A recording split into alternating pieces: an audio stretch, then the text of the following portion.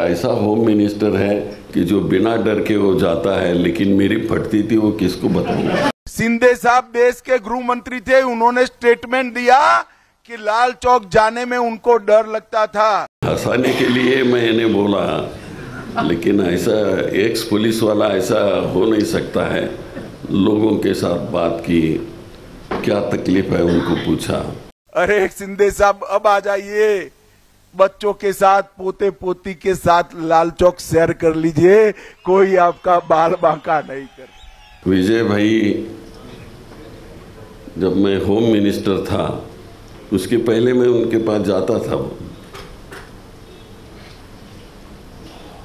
और एडवाइस भी मांगता था,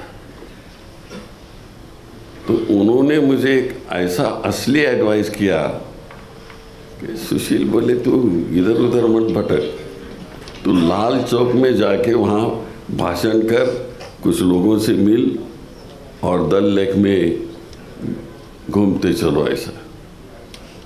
और वो एडवाइस से मुझे बहुत कुछ पब्लिसिटी मिली और लोगों में एक ऐसा होम मिनिस्टर है कि जो बिना डर के वो जाता है, लेकिन मेरी फटती थी वो किसको बताऊं।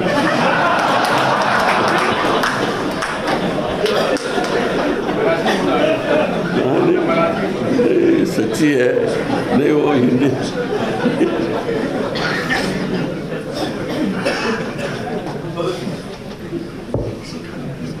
लेकिन हंसाने के लिए मैंने बोला, लेकिन ऐसा एक्स पुलिस वाला ऐसा हो नहीं सकता है।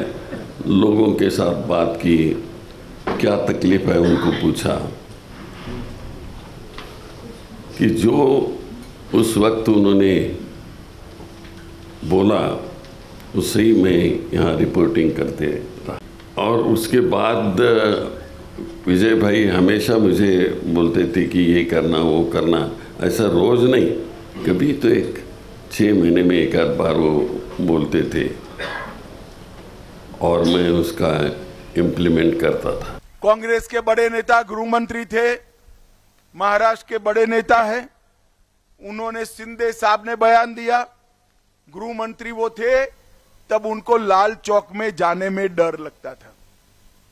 पढ़ा है आप लोगों ने? शिंदे साहब देश के गृह मंत्री थे, उन्होंने स्टेटमेंट दिया कि लाल चौक जाने में उनको डर लगता था। अरे शिंदे साहब अब आ जाइए, बच्चों के साथ पोते पोती के साथ लाल चौक सैर कर लीजिए, कोई आपका बाल बांका नहीं कर। हमने कश्मीर को सुरक्षित किया है।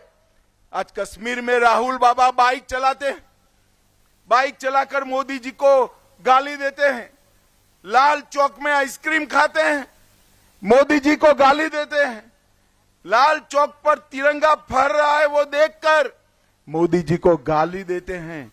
और राहुल बाबा और बहन जी प्रियंका जी बर्फ से एक दूसरे के साथ बर्फबारी खेलते हैं। राहुल बाबा, गाली तो आप मोदी जी को दे रहे हो, मगर आपके जमाने में संभव नहीं था। नरेंद्र मोदी ने आतंकवाद को पाताल तक दफना देने का काम किया है।